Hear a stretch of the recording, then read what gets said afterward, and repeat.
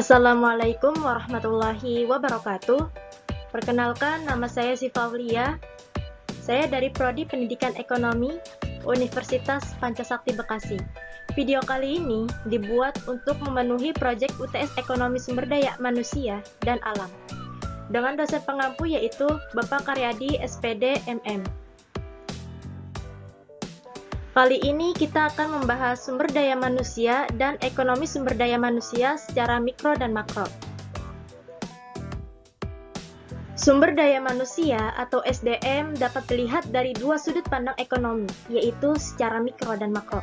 Pengertian sumber daya manusia secara mikro adalah individu yang bekerja dan menjadi anggota suatu perusahaan atau institusi dan biasa disebut sebagai pegawai, buruh, karyawan, pekerja, tenaga kerja, dan lain sebagainya. Sedangkan pengertian sumber daya manusia secara makro adalah penduduk suatu negara yang sudah memasuki usia angkatan kerja, baik yang belum bekerja maupun yang sudah bekerja. Pengertian sumber daya manusia secara mikro.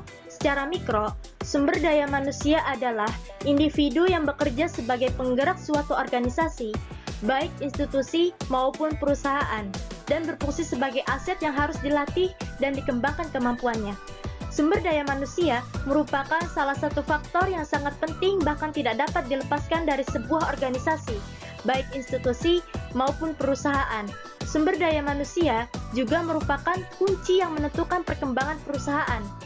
Pada hakikatnya, sumber daya manusia berupa manusia yang dipekerjakan di sebuah organisasi sebagai penggerak untuk mencapai tujuan organisasi itu. Dewasa ini, perkembangan terbaru memandang karyawan bukan sebagai sumber daya belaka, melainkan lebih berupa modal atau aset bagi institusi organisasi.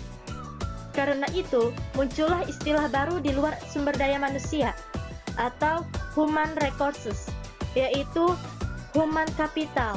Di sini, sumber daya manusia dilihat bukan sekedar sebagai aset utama, tetapi aset yang bernilai dan dapat dilipat gandakan, dikembangkan, dan juga bukan sebaliknya sebagai liability atau beban cost.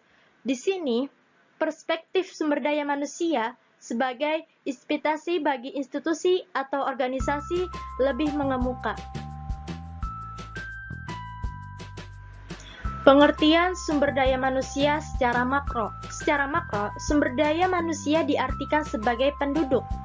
Penduduk adalah sekelompok manusia yang mendiami suatu wilayah negara yang memiliki ciri khas tertentu dan terikat oleh aturan-aturan yang berlaku dan saling berinteraksi satu sama lain secara terus-menerus. Penduduk juga diartikan sebagai semua orang yang berdomisili di wilayah geografis suatu wilayah tertentu selama 6 bulan atau lebih, dan atau mereka yang berdomisili kurang dari 6 bulan, tetapi bertujuan untuk menetap. Dari sisi tenaga kerja, penduduk dibagi menjadi dua, yaitu tenaga kerja dan bukan tenaga kerja. Tenaga kerja dibagi menjadi dua, yaitu angkatan kerja dan bukan angkatan kerja. Angkatan kerja dibagi menjadi dua, yaitu pekerja dan pengangguran. Pekerja dibagi menjadi dua, yaitu pekerja penuh dan setengah menganggur. Pengangguran dibagi menjadi dua, yaitu pengangguran terbuka dan setengah menganggur. Setengah menganggur dibagi menjadi dua, yaitu setengah menganggur kentara dan setengah menganggur tidak kentara. Semua hal tersebut dapat dijelaskan sebagai berikut. Yang pertama, tenaga kerja, yaitu setiap orang yang mampu melakukan pekerjaan guna menghasilkan barang atau jasa, baik untuk memenuhi kebutuhan sendiri maupun untuk masyarakat. Ada di dalam Undang-Undang Nomor 13 Tahun 2003 tentang Ketenagakerjaan Pasal 1. Penduduk yang termasuk dalam tenaga kerja adalah mereka yang telah berusia kerja di Indonesia. Usia kerja dibatasi antara 15 tahun sampai 65 tahun. Yang kedua, bukan tenaga kerja, yaitu mereka yang dianggap tidak mampu dan tidak mau bekerja meskipun ada permintaan bekerja.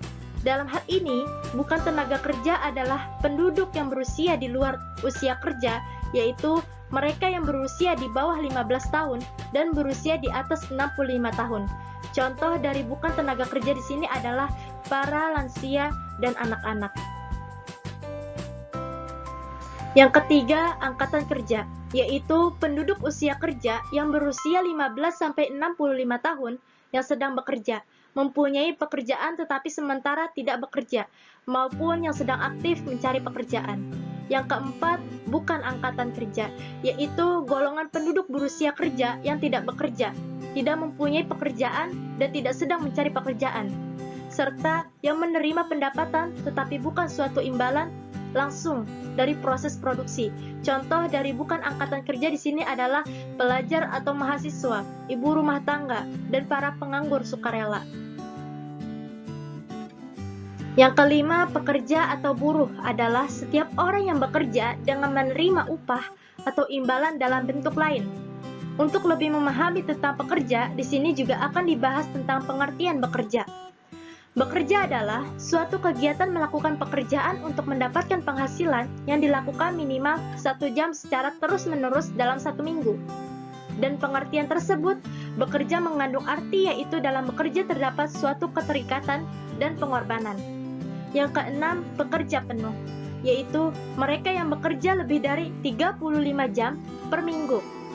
Setengah menganggur, kentara, yaitu mereka yang bekerja kurang dari 35 jam per minggu. Yang ketujuh, pengangguran, yaitu penduduk dalam usia kerja yang tidak mempunyai pekerjaan yang sedang mencari pekerjaan. Pengangguran terbuka, yaitu pengangguran dalam arti yang sebenarnya. 8. Setengah menganggur tidak kentara, yaitu mereka yang bekerja lebih dari 35 jam per minggu, tetapi mereka memiliki produktivitas yang rendah, atau penghasilan yang rendah, atau tidak cukup untuk memenuhi berbagai kebutuhan hidup. Itu saja pembahasan dari saya, kurang lebihnya mohon maaf.